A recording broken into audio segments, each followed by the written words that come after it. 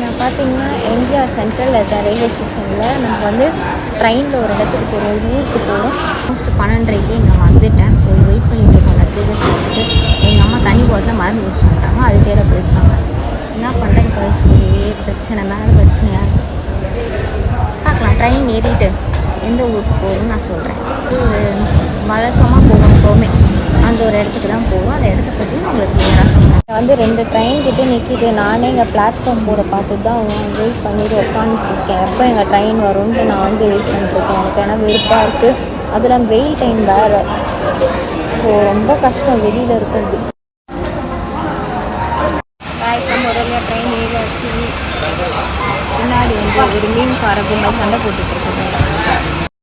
எங்கள் அம்மாவுக்கு வந்து அந்த சைடு கொடுத்துட்டாங்க, எனக்கு இந்த சைடு கொடுத்துட்டாங்க. அதனால் மன நிம்மதியாக இருக்கேனாலே மூஞ்சை பார்த்தாலே தெரியும் நான் எவ்வளோ ஜாலியாக இருக்கேன்னு சொல்லிட்டு. இந்த மாதிரி ஜாலியாக இதுன்னு என்னை பார்த்துருக்கவே மாட்டேங்க. ஏன்னா நம்ம ட்ரெயின்கார பண்ண ஒரே நல்ல வேலை, டிக்கெட்டு போட்ட பையன் பண்ண ஒரே நல்ல வேலை, எங்கள் அம்மா அந்த சீட்டு, நான் இந்த சீட்டு.